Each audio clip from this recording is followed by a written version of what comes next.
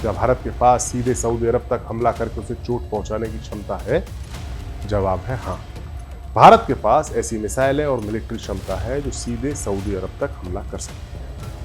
अग्नि 5 एक intercontinental ballistic missile यानी आईसीबीएम है जिसकी रेंज 5500 किलोमीटर की है, जो सऊदी अरब के किसी भी हिस्से को कवर कर सकती है। ये 1500 किलोग्राम पेलोड, न्यूक्लियर या फिर परंपरागत तरीका का पेलोड ले जा सकती है। अग्नि 5 से रियाद या जेद्दा पर सटीक हमले हो सकते हैं, जबकि ब्रह्मोस नौसेना के जरिए अरब सागर में सऊदी अरब के जहाजों को नष्ट कर सकते हैं।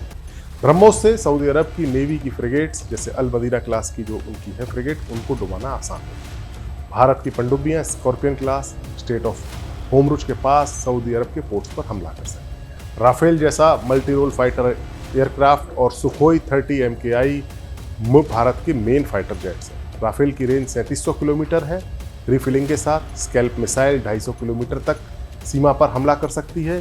सुखोई 30 MKI की रेंज 3000 किलोमीटर और ब्रह्मोस के साथ वो एयर डोमिनेंस हासिल कर सकती है। सऊदी अरब ने मुस्लिम देशों में सबसे मजबूत मिलिट्री पावर वाले पाकिस्तान से 17 सितंबर को एक रक्षा की डील की, जिसके मुताबिक एक देश पर हमला दूसरे देश पर हमला माना जाएगा। यानी एक तरह से ये एक मिनी इस्लामिक नेटो बन गया। पाकिस्तान के रक्षा मंत्री ख्वाजा आसिफ कह रहे हैं कि अगर बाकी मुस्लिम देश भी चाहें तो पाकिस्तान की परमाणु सुरक्षा की छत्र छाया में आ सकते। अक्टूबर 2023 में गाजा से हमास के लड़ाकों के इजराइल पर हमले के बाद से मिडिल ईस्ट में लगातार जंग चल रही है। इजराइल ने गाजा के अलावा लेबनान, यमन, सीरिया और ईरान में घुसकर हमले किए, लेकिन जैसे ही 9 सितंबर को इजराइल ने कतर की राजधानी दोहा में बमबारी करके हमास के 5 लोगों को मारा, वैसे ही जियोपॉलिटिक्स कुछ बहुत तेजी से बदली है और इतनी तेजी से बदली है कि अब भारत के लिए भी हालात बेहद सीरियस हो गए। दरअसल कतर को इस इलाके में अमेरिका का भरोसेमंद साथी मुल्क माना जाता है,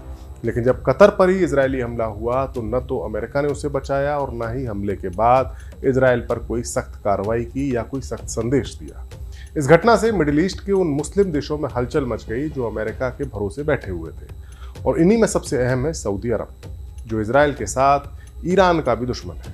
सऊदी अरब ने मुस्लिम देशों में सबसे मजबूत मिलिट्री पावर वाले पाकिस्तान से 17 सितंबर को एक रक्षा की डील की, जिसके मुताबिक एक देश पर हमला दूसरे देश पर हमला माना जाएगा। यानी एक तरह से ये एक मिनी इस्लामिक नेटो बन गया।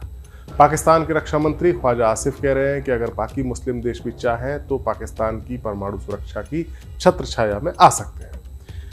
अब पाकिस्तान मिडिल ईस्ट की पावर इक्वेशन में पाकिस्तान की एंट्री हो गई है, तो इससे भारत पर फर्क पड़ना लाजमी है, क्योंकि पाकिस्तान तो अपना हर फैसला भारत को नुकसान पहुंचाने के मद्देनजर ही लेता है।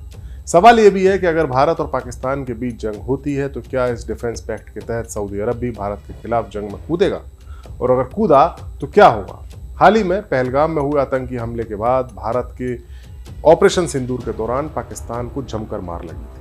अब सऊदी अरब के साथ डील होने के बाद पाकिस्तान में बैठे आतंकी फिर से ऐसी घटना कर सकते हैं जो दोनों देशों को जंग तक ले जा सकती है। ऐसी सूरत में जब सऊदी अरब अगर पाकिस्तान की हिफाजत के लिए सामने आया तो भारत क्या करेगा? क्या भारत के पास सीधे सऊदी अरब तक हमला करके उसे चोट पहुंचाने की क्षमता है? जवाब है हाँ। भारत के पास ऐसी मिसाइलें और मिलिट्री क्षमता है जो सीधे सऊदी अरब तक हमला कर सकती है। सऊदी अरब पर भारत का हमला एक हाइपोथेटिकल सिचुएशन है, लेकिन अकल्पनीय नहीं है, क्योंकि कतर पर इजरायली हमला भी हाइपोथेटिकल सिचुएशन ही थी, लेकिन ये हुआ और इसके बाद ही सारे समीकरण बदले हैं। तो अगर भारत पाकिस्तान युद्ध हुआ और सऊदी अरब इस जंग में कूदा तो भारत सीधे सऊदी अरब तक चोट पहुंचा सकता है। भारत सऊदी अरब की हवाई दूरी लगभग 3500 किलोमीटर है, जो भारत की बैलिस्टिक और क्रूज मिसाइलों की रेंज में आसानी से आ जाती है। DRDO की बनाई अग्नि सीरीज की मिसाइलें भारत की रीढ़ है। अग्नि 5 एक इंटरकॉन्टिनेंटल बैलिस्टिक मिसाइल यानी आईसीबीएम है जिसकी रेंज 5500 किलोमीटर की है, जो सऊदी अरब के किसी भी हिस्से को कवर कर सकती है।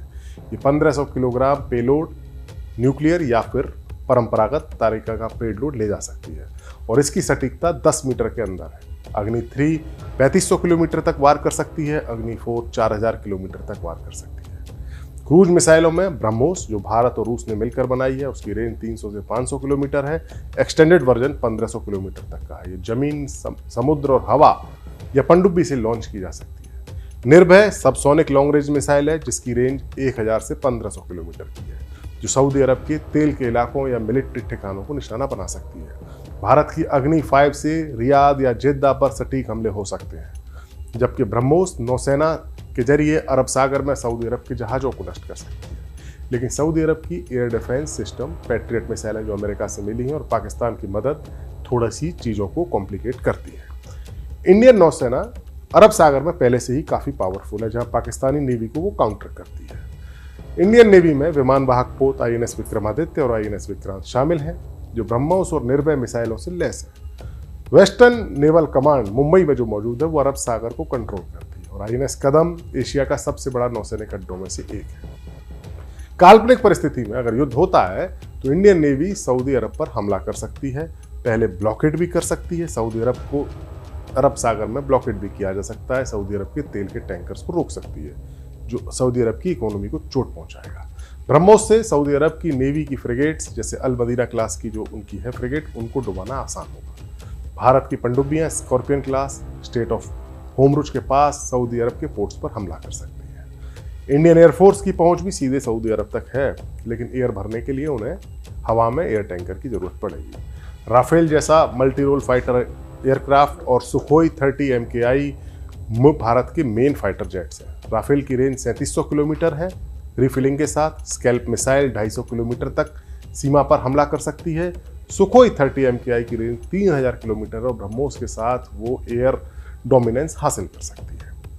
तो अगर युद्ध हुआ तो इंडियन एयरफोर्स राफेल से सऊदी अरब के एयरबेस किंग खालिद पर सटीक बमबारी कर सकती है, जबकि सुखोई 30 एयर कवर दे सकता है। मई 2025 में ऑपरेशन सिंदूर के दौरान राफेल ने पाकिस्तान के कैंप्स पर हमला किया था। हालांकि सऊदी अरब की रॉयल एयरफोर्स के पास F-15 और टाइफून जैसे फाइटर जेट्स हैं जो इंडियन एयरफोर्स को चुनौती दे सकते हैं। यानी एक तरह से देखा जाए तो अगर कोई युद्ध हुआ और सऊदी अरब उसमें कूदा तो भारत के प्रहार से वो बच नहीं पाएगा। हालांकि ये एक ऑलमोस्ट काल्पनिक सिचुएशन है, क्योंकि इस बात की संभावना बेहद कम है कि सऊदी अरब पाकिस्तान के साथ सीधे जंग में भारत के खिलाफ उतरेगा, क्योंकि भारत के साथ सऊदी अरब के रिश्ते काफी मजबूत हैं। हालांकि इस बात की आशंका ज्यादा है कि सऊदी अरब पाकिस्तान को आर्थिक मदद दे सकता है, जिससे वो अपनी फौज को और ज्यादा मजबूत बना सके। और ये कोई नई बात भी नहीं है, क्योंकि सऊदी अरब तो पहले से ही पाकिस्तान का खर्चा चला रहा है। इसी साल सऊदी अरब ने पाकिस्तान को $1.2 अरब की तेल की खरीद पर डिलेड पेमेंट की सुविधा दी है। इसी तरह साल 2018 में सऊदी अरब ने पाकिस्तान को $3 अरब की तेल की खरीद पर देरी से भुगतान की सुविधा दी थी। पाकिस्तान के विदेशी मुद्रा भंडार को संतुलित करने के लिए भी सऊदी अरब कई बार पाकिस्तान की मदद कर चुका है। 2014 में सऊदी अरब ने $1.5 अरब की पाकिस्तान की रकम पाकिस्तान की सेंट्रल बैंक में सीधे जमा की थी। इसके बाद 2018 में और फिर 2024 में $3 अरब की पाकिस्तान को सऊदी अरब ने मदद की। सीधी मदद के अलावा सऊदी अरब पाकिस्तान को राहत पैकेजेस भी देता रहा है और भारी इन्वेस्टमेंट भी करता रहा है। पाकिस्तान सालाना अरबों डॉलर का तेल सऊदी अरब से खरीदता है और कई बार सऊदी अरब पाकिस्तान को देरी से भुगतान करने की फैसिलिटी भी देता है। तो खेल सीधा है। सऊदी अरब के पास तेल है और तेल से कमाई हुई दौलत है, जो वो पाकिस्तान को देगा। और पाकिस्तान के पास पैसा तो है नहीं, लेकिन फौज है जो वो सऊदी अरब की हिफाजत के लिए तैनात करेगा। अगर भारत के साथ पाकिस्तान की जंग की सूरत बनती है तो भारत के पास भी इतनी ताकत है जो सऊदी अरब को सीधे मिलिट्री दखल देने के विचार से भी, उसकी सोच से भी दूर